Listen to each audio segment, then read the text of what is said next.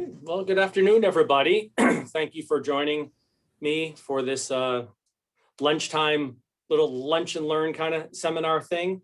Pleasure to be here and joined by my former colleagues and any students that are out there. Nice to see you. I have been an instructor in the School of Entrepreneurship for about 1.5 years now, and prior to that had spent almost 2 decades in career development services. So it seemed like kind of a natural fit for me to talk about entrepreneurship as a career option because I have experience in both worlds. So that's what we're going to do today. So I've got a little PowerPoint here I'll take you through. And just as a warning, I'll tell you that even though I'm going to be talking about entrepreneurship, I promise I won't try to talk you into investing in any ventures such as bread gloves or any other kind of crazy entrepreneurial idea that is out there. So this is all this is all going to be on the up and up. Okay, so no bread gloves for you, although they do look delicious. All right, so why is entrepreneurship as a career appealing? And I think this is a pretty good question because this notion of at least studying entrepreneurship has resonated with students since the entrepreneurship degree, the BA in Interdisciplinary Entrepreneurship Studies was launched 2 years ago. We have over 500 students in the major, which makes it one of the 3rd largest majors, I believe, at the university, and far and away the fastest growing major at the university. Not to mention hundreds of students that are taking entrepreneurship as a minor. So it's obviously tapped into some degree of interest that students have about entrepreneurship. Now, I suspect that people have watched Shark Tank, or they know, or maybe their parents are entrepreneurs, or entrepreneurship is not something that they're not unfamiliar with. And the thing about it is that most people understand that entrepreneurship is a bit of a roller coaster ride. You know, it's one of those, if you talk to any entrepreneur who has started their own business, it's a combination of the most thrilling, exciting, invigorating thing they've ever done and the most difficult. And they talk about having the highest of highs and the lowest of lows when you're an entrepreneur. So if it's such a roller coaster ride, why is it that it seems to be people are really interested in entrepreneurship as a career? So I thought I'd just talk a little bit about that. And I find in working with entrepreneurship students, what they are most attracted to is the opportunity to do something that they love. Now, this is a slide with Jade Gibson, who is one of my former students, and she is a classically trained violinist. And she was, always asked to perform at weddings, which she did. And they would ask, do you know any other string instruments? And she would get her sister, who also plays, I think, like the cello, and they would play at all these weddings. And it got so popular that Jade was like, I can literally start up my own business doing this and hire other musicians, and which she did. And she started a company called Jade Strings. And they were wildly successful up until about March of last year, when COVID hit and people stopped having weddings. So she has persevered and has kept the business going. And I think she's poised for the rebound on this. But entrepreneurship was an opportunity to take something that she absolutely loved doing, which is performing as a musician, and which she has done. She performed when the Who came to Southwest to Florida a couple of years ago. She was asked to be in one of the background violinists for them. So she's very accomplished in her career, but she wanted to build a business around it, which she did, called Jade Strings. Some people want to make the world a better place. And Emily Ennis is what you might consider like an activist entrepreneur. And her goal is to start a venture that helps people understand more about the warnings of distracted driving. So she's they're trying to spread the word and grow awareness to the dangers of that. So she's got a venture based upon that. Now, Sarah Blakely is not an FGCU student. She's a Florida State student, but some people look at entrepreneurship as the opportunity to do something big. And Sarah Blakely certainly did that with her company called Spanx, to the point that Sarah Blakely was the first self-made female billionaire, I know, in the United States, maybe in the world. Okay, so entrepreneurship. Oh, hey, there's Dom. Entrepreneurship gave her an opportunity to do something, and it wasn't necessarily something that she saw herself being right out of. She sold fax machines right out of college and took the LSAT 3 times. Tried to get into law school. This just kind of became. I don't know if you'd say she fell into it, but it wasn't part of her overall plan. Or just to have control over your vision. And some people have worked for other people before, and they like the notion of having complete control. And that's another appealing part of it. Is never, they say, you know, when you're an entrepreneur, you don't have a boss. Really, everyone's your boss, the customers and all that. But at least you have some control over it. So there's a variety of reasons why students, people in general, are attracted to entrepreneurship. However, there's this thing called what's called a wantrepreneur. And it's the person that is attracted to the idea of being an entrepreneur, but they never really take steps in that particular direction. They're more enamored with the entrepreneurial lifestyle for whatever that looks like to them. Maybe they've seen a TV show, or the popular image of what it means to be an entrepreneur. So they want to do it, but they never really take the first step. So it's like they have an idea, and then one month later, it's still an idea. But entrepreneurship is totally an action-oriented activity. Nothing happens until you go out and create something or sell something.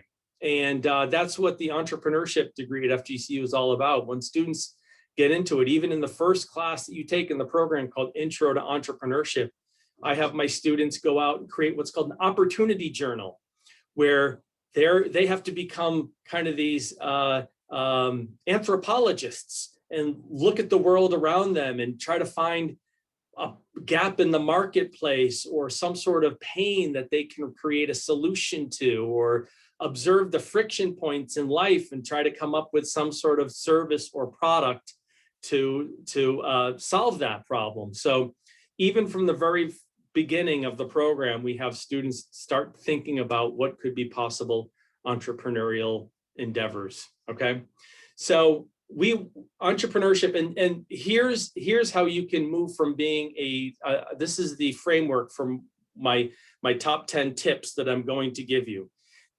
If you're thinking that entrepreneurship might be something you want to do, I'm going to give you the top 10 things that you should do to go from being a wantrepreneur to an entrepreneur.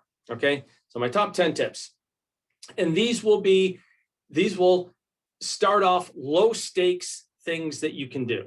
Meaning, as a student, what can you do just to learn more about whether you think entrepreneurship may be a good fit for you? And the first thing I'm going to say is in the fall, come by Lucas Hall.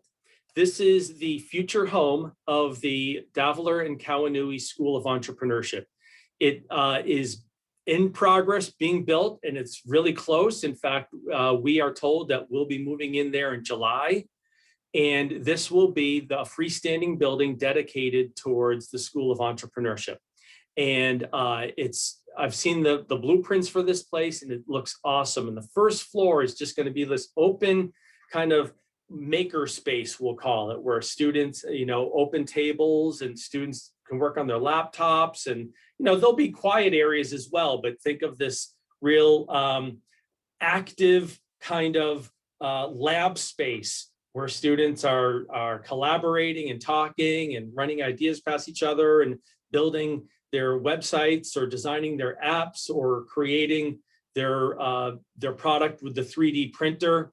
So, very state-of-the-art place. And this is where you can get your first sense as to what students at FGCU are doing in the entrepreneurship. You can just get a visual and feel the energy. And it might scare people away. Some people might walk in there and go, "Oh, that's that's not what I'm looking for," But you can go in, take a look around, look at the classrooms. This is where all the classes will be taught for the entrepreneurship program will be in this building. All the faculty will be there in one place. Right now, we're kind of split between Lutgert Hall and the Emergent Technologies Institute. So we're a little bit like nomads right now, but we're so excited in the fall to be in one place in Lucas Hall, rather. Sorry. So that's the first thing. Just come by, take a look, check it out, see what you think. Maybe even sit in on a class. If you want to sit in on a class to see what it's all about, let me know. And my contact information will be at the end. Number 2 is pre-COVID, we used to do these things called innovation expos. And we launched this a few years back where I started seeing when I started teaching the entrepreneurship program, I was seeing all the incredible stuff that entrepreneurship students were doing out off campus at the ETI, the Emergent Technologies Institute, that no one knew about. These great ideas, and there's some pictures here in the center. You see Dr. Sandra Kawanui, who is the director for the school, and to her right, or if you're Dr. Kawanui, over her right shoulder is Matt Walden, who is a graduate of the program and is a musician, a recording musician who's done very well, and Jacob Adamowitz, who started a company called Room Dig when he was a student to help students find accommodations, both on and off campus, so and roommates. So we brought this onto campus, and then COVID hit, and we didn't do it in the spring, but we're going to be relaunching this in the fall in Lucas Hall. So we'll probably do it definitely in the fall, maybe in the spring, we'll see. But if you want to see what student entrepreneurs are doing, this is a great way to get a taste of that. Number 3 is to attend a CEO club meeting. Now, we just had our final CEO club meeting of the semester this past Tuesday. And again, it was a kind of a social distanced Zoom year with the CEO club. And we did the best we could, but the year before was incredible. We had guest speakers. We had the former president of McDonald's North America, who was a lady who started off as a fry cook making like $2.25 an hour and grew to become one of the most influential female CEO, probably one of the most influential CEOs in the country, let alone female CEOs. And she came and was a guest speaker at one of our meetings. So we bring in very high profile people. We bring in alumni to come and talk about, Caddyshack Cafe, which is the cat cafe in Gulf Coast Town Center. We'll bring in people to talk about certain elements. Maybe it's about how to improve your social media presence, how to build a prototype and all that. So the purpose of these meetings are to build community within, and you don't have to be an entrepreneurship major. The CEO club meeting's open to anyone. Right now, the president is not even an entrepreneurship major. She's a marketing major. So it's open to all majors, but it's a great opportunity to network, see what's going on, and learn from some expert entrepreneurs. So attend a CEO club meeting. So if you're on Instagram, which I am not, as part of my new digital declutter in my life, I'm no longer on Instagram, but if you go to FGCU CEO Club, you can follow them and get up-to-date information about the events. But again, we're taking a break for the summer. So that's number 3. Let's go to number 4, which is to take the Intro to Entrepreneurship course. And if those of you who are students and still have maybe you're freshman, sophomore, it's not too late to take this course. And you can use it. The beauty of it is you can use it as a general ed elective. This satisfies one of the social science requirements that you need to take. And one of the reasons it does that is because we talk a lot about the social sciences. We talk a lot about psychology and sociology and anthropology and economics and all those ologies that make up social sciences, because they all play a role in entrepreneurship. And that's the thing. Entrepreneurship is yes, people often associate it with business, but it's not business degree per se. It's an interdisciplinary degree. So yes, it's a lot about, but we have students that are like Emily that are doing what's called social entrepreneurship, which is trying to build a combination of resources to create value to solve problems in the world, social problems in the world. Does it make a profit? Maybe not, but should it be self-sustainable? Yes. And that's, the same things that we do to run a for-profit enterprise are often the same principles you need to run a nonprofit enterprise. So the general ed one, the intro class is a great jumping off point to start seeing like how classes are taught. Everything is in person, nothing's in Zoom. All our classes are going to be, in person because we feel entrepreneurship is a very social activity and it's very action oriented. So when you take a class, there's a lot of in-class activities and we're just action oriented and we're always doing stuff. So that might be a nice first destination for someone who's thinking about this degree. Secondly, or I should say not secondly, but number 5 is if it's not too late, get a minor in entrepreneurship. Okay. The minor is specifically designed to complement just about any major you can get from FGCU. So if you're thinking about, you want to be an entrepreneur, but you're already a history major and it's too late to change tracks, you can pick up an entrepreneurship minor. And I think it's about 5 classes to take for this. And this introduces you and trains you on the entrepreneurial mindset, which is transferable to any industry that you get into, no matter what field you do. If you're a teacher or a nurse or a social worker, being able to think creatively is like the new skill of the 21st century, how to think differently, think outside the box, as they say, that has value in any context. So getting a minor in entrepreneurship could be something. Next thing, now we're getting into if you think you want to be an entrepreneur, right? You have maybe you have an idea or you have the beginnings of an idea. You have my highest recommendation to think about the Runway program. Entrepreneurship is really, really hard. Trying to do it by yourself is very difficult. The Runway program is what's called an incubator. Now, what do you think of when you think of an incubator? You think of like maybe a little chicken egg sitting under the lights and everything like that, or a baby. Well, an incubator is to help something grow that's not capable of growing on its own just yet. And often ideas that people have are still very fragile, okay? And they need to be nurtured, and the student needs to be nurtured through the process of entrepreneurship. And that's what the Runway program does. It provides mentoring. So every student in the Runway program, and you have to commit to being a part of it. And it's there's something like 80 hours that you have to commit to working on your idea. If your idea changes, that's fine. Some students have done what's called a pivot, but you get assigned a mentor, and there are workshops that you go to, and you become part of this community. And one of the beautiful things about it is at the end of the semester, you actually get to pitch for what's called seed funding, which is money to help you continue on the next stage of your entrepreneurial journey. And this last year, not this current one, or the year before, we have people, very generous people that donate to this pot of money for seed funding, and then is given to the students when they do their presentation. And $137,000 was awarded to the students. And this is no strings attached. They do not have to give up equity in their company, and they can use it for whatever they want on their business.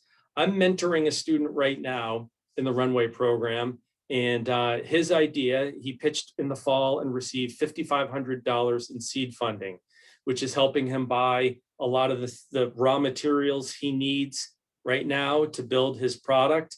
And he started an LLC and a bank account, and he's literally running a business, but he does it under the oversight of the Runway program, which gives him the expertise and the training necessary so that, when he graduates, he's not just out there floundering, trying to navigate a very challenging road. He's already done it, as a student. So the Runway program is open to all students of every major. We have something like half of the majors of FGCU represented in the Runway program. So that's number 6.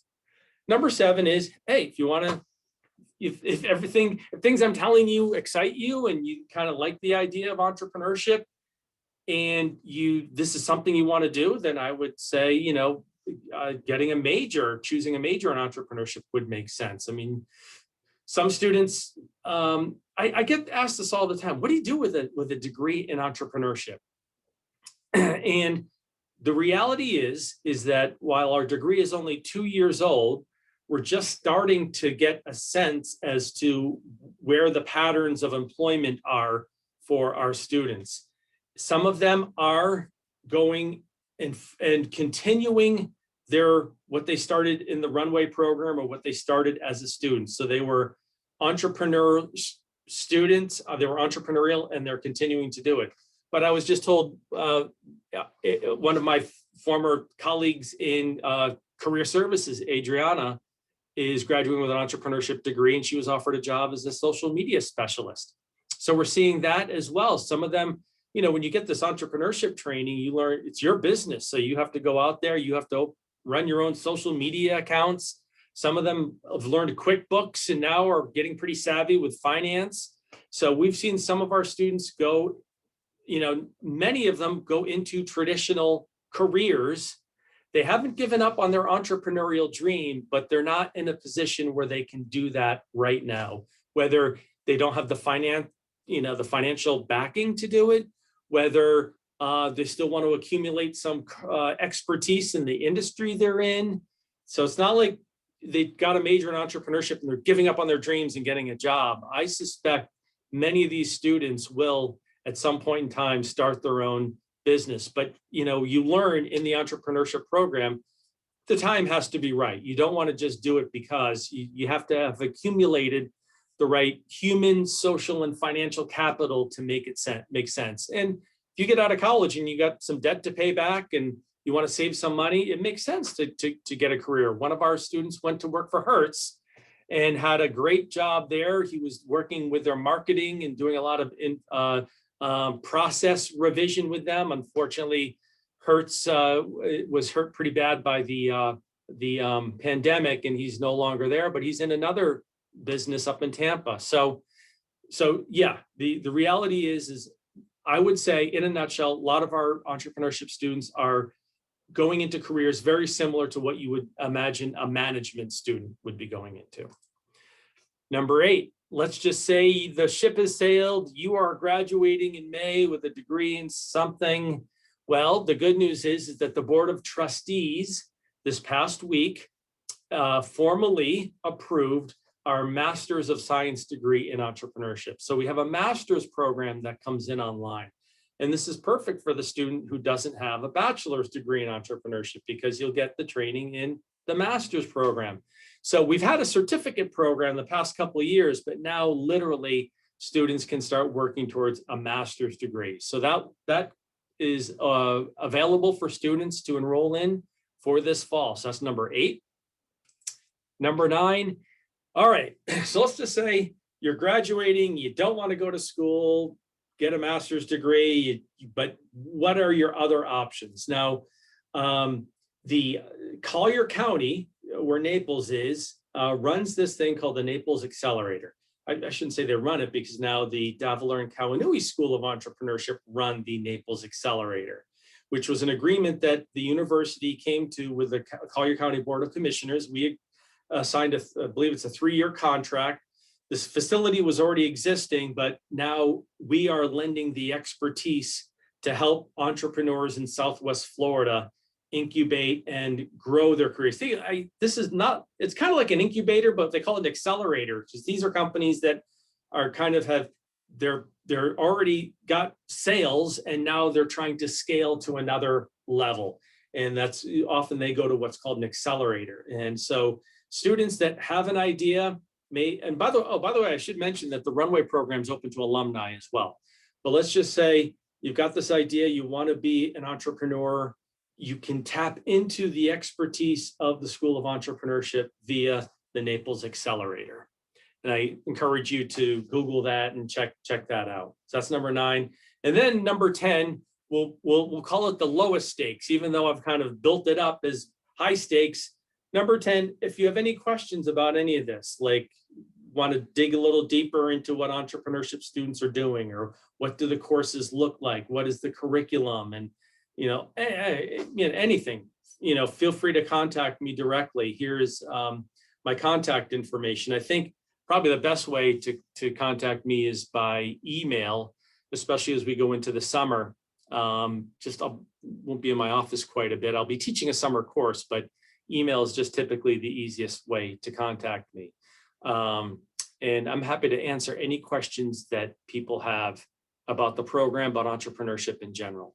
So it's 12:34. So that's kind of my spiel about entrepreneurship. And if, like I said, if you want to be an entrepreneur, it's the consummate solo activity. Or I shouldn't say solo. You can do it. You can co-found with other people, but it's really a person-driven kind of thing. If you want to do it, it's really the individual will be the driving force behind this, behind identifying what kind of entrepreneurial endeavor venture they want to start, what is most appropriate, what do they have the resources for.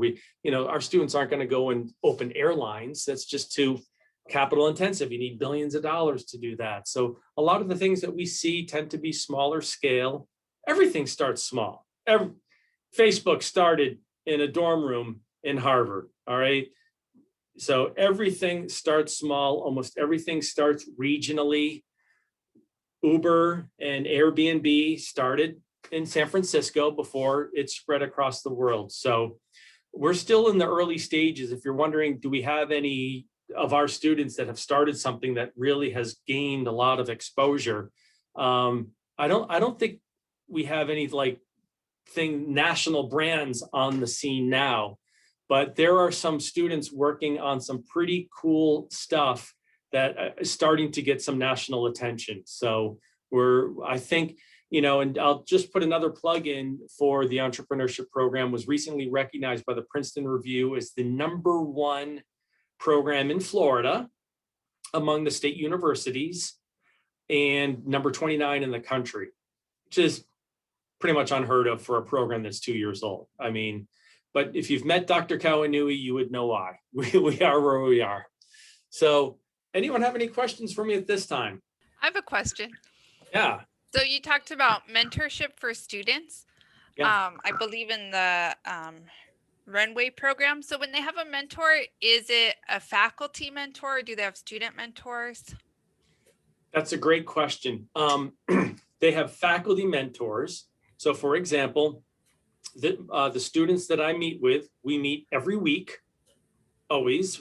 Sometimes one of my students is an alumni in the Alumni Runway program. So we meet by Zoom because she lives down in Naples.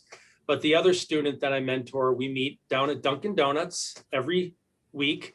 And we sit down and we kind of talk about what he's done the last week and what we want to do in the next week. So some of the mentorship is done by faculty.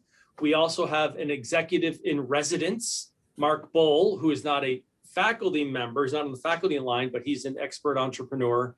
And the director of the Runway program does mentoring as well. But they're all, expert entrepreneurs. Now, we have some of our students are so good and have been through the Runway program. They are working they've been through the Runway program. They are helping to kind of mentor some of the new students in it. That doesn't replace the faculty mentorship, but they are there to provide another layer of support to the students. So, teaching something is learning it twice. Is when you're mentoring someone in it, that totally reinforces what you're doing. Good question. We have a question from Ashrith. How does information systems and entrepreneurs relate to each other? Information system. Think about we live in a technology-driven, knowledge-driven world, and that's all based on information systems, right? And I know the information systems program at FGCU is a business degree, but you think about, here's the definition of entrepreneurship. This is what we teach. It's the combination the unique combination of resources to add value and exploit an opportunity, right? So add value, think about what you know in information systems, and was there better ways of combining business processes? So the added value is to increase efficiency or reduce redundancy or whatever. So, I mean, technology and entrepreneurship fit hand in glove together, because entrepreneurship is simply this mindset of how do we do things better? How do we add value to a company?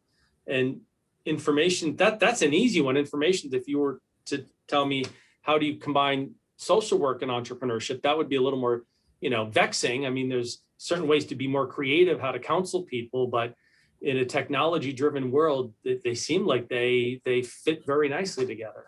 Mr. Lawrence, is the runway program going to be a thing this summer? Like over the summer semester? Hi, Dom. How are you? How are you? Good. That's a good question. Normally, the runway program, I think, tends to pause. Like students that are working on stuff, I think, may continue working on it, but I don't think they run any workshops.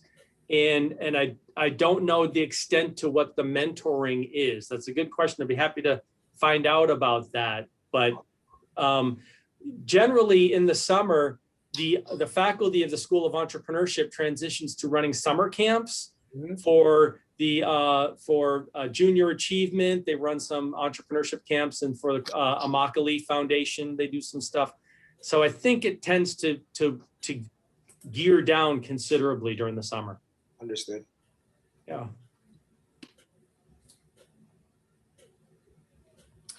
Where is the Lucas Hall going to be located once it's built? Oh, so it will, well, it's not completely built yet, but has definitely found its location, which is, if you know where the Family Resource Center is, I guess they call it the Eagles, where the daycare is. You could throw a rock from the Lucas Hall to the new counseling building that went up a couple of years ago. If you have it's about a 9-iron shot from Lutgert Hall. So it's right kind of tucked back in there. If you drive in the main entrance to FGCU, you wave to Mr. Green, you hook a right, take your first left, takes you right to the Lucas Hall. It's centrally located on this side of campus. Building's gonna be beautiful. okay. We have a couple questions coming in. What is going to happen to the ETI with everything you do over there now when they move? And then and we have another one after that. All right, so the future of the ETI is beyond my pay grade, but right now that's kind of serving as they're doing some of the administrative work of the water school. So until the water school is finished, this is me talking, I don't know the answer. My impression is that may be where they start gearing up with preparations for the water school. So once that building is built, they move over there. They've already got kind of a presence out there. But once we get the certificate of occupancy for Lucas Hall, literally the moving vans will take all our stuff away and we will have no presence at the Emergent Technologies Institute. So we'll all be Lucas. All Lucas all the time. And then how do you generate new ideas? Oh, how do you do that? You start by taking my course called Entrepreneurship and Creativity. And that's literally what we do in that course. And Dom is one of my former students. He was on the call here. And the intro course, you do that opportunity journal. And that's like the first step is like for students, some students already kind of have things that are bouncing around their head that they've been thinking about since high school that they think would be a great idea. Other students are kind of like, no, I don't have anything in mind. So we start them with this opportunity journal. But really in the entrepreneurship and creativity classes where we really dig into how do you think differently? How do you think creatively? Entrepreneurship is the unique combination of resources, but that's hard to do. It's not, creativity, we're born with a natural level of creativity, but I think over time, unless you use it a lot, it becomes somewhat of a dormant skill. But we talk a lot about re-energizing that creative confidence to look at the world a little bit differently. So that's kind of part and parcel. I can't give you like the secret to it because it's pretty involved. We learn a lot of creative thinking skills in the course. We learn about fishbone diagrams and using the Da Vinci method and mind maps, and there's literally ways to be creative outside of just sitting there and trying to think or do a brainstorming session. There are very intentional creative activities designed to help students come up with entrepreneurial ideas. Great, thank you. Yeah, and it's fun. It's a lot of fun. I'm starting to read the reflection papers for my students right now from this semester, where I asked them like about your journey in entrepreneurship, and many of them are like saying how they took the intro courses just to fill a spot on their schedule, and all of a sudden they're like, they never really thought seriously about entrepreneurship, but after going through the class, they're like, I can do this if I want. You gotta want to do it, but they start developing some confidence, some self-efficacy in their own abilities about, yeah, I think I have what it takes, the makeup to come up with an idea and to take it to the market. Okay, we have another question for you. What types of entrepreneurial experience have you had in the past? Okay, so I've done what I call entrepreneurship and intrapreneurship. I'll talk about entrepreneurship first. And the first venture I did was a furniture, I don't know if I'd call it wholesaling, but my wife and I formed what's called an S corporation, where we would buy furniture directly from the manufacturers. The gap in the marketplace we saw was how really expensive furniture is. Even if you go to some of the more value priced places like Rooms to Go, it's still incredibly expensive. And we found out from a friend who was buying stuff directly from the manufacturers in North Carolina for 10 cents on the dollar, buying, directly from the actual, people that were manufacturing the furniture. So we started this thing, and it was basically for ourselves and friends and family. If people wanted to redecorate, we had some catalogs and they'd pick out some stuff and we would order it, and we would kind of serve as the intermediary for that. And then we would mark it up a little bit, but it would still be well below what they were paying on the market for stuff. And the quality was really, really good. So my wife and I did that for 2 years. And while we kept our jobs, it was kind of doing it on the side. And my wife a little more than I was. And then our next entrepreneurial venture was having a child. And so we were sitting there going, we both have full-time jobs. We're both kind of doing the side gig. And then we're going to start a family, and something had to give somewhere. You can't do it all. So we said, it was a great experience running this venture on the side. It was profitable from day one. But no, we're going to deploy our resources to raising a family. So we ended up having 2 kids. So that was the first one that I did with my wife. And the second one was more of a partnership that I had with 2 other people that we got involved with some real estate, buying condos and renting them. So we kind of built this I had an LLC for that, not an S corp, but an LLC that housed some real estate investments and real estate operations.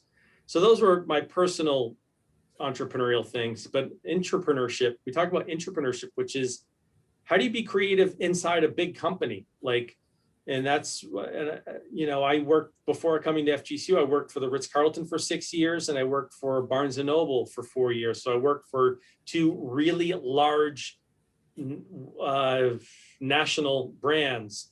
And I like to think that I was fairly creative in finding new and different ways to be more efficient in running the operations of the, you know, the hotel and the bookstore. So entrepreneurship and entrepreneurship, had a little experience in both. Mhm. Okay, we have one more question, and then we'll see if anyone else has anything. Sure. So this is a big one. Oh, If you could time travel back to day one of your startup and have 15 minutes with your former self to communicate any lessons you've acquired with the intention of saving yourself mistakes, what would you tell yourself?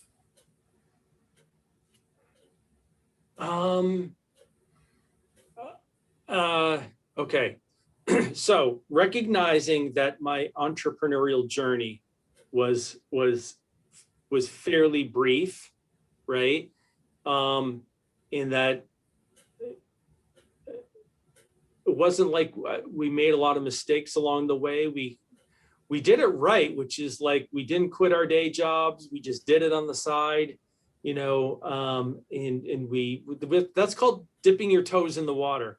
We tell students, I'm not avoiding the question, but the number one thing that we tell students is to bootstrap your venture, meaning do as much as you can with what you can contribute to it, instead of going and borrowing $50,000 from Uncle Ned or deploying all of these funds into something, an idea that you haven't validated yet. Just start small.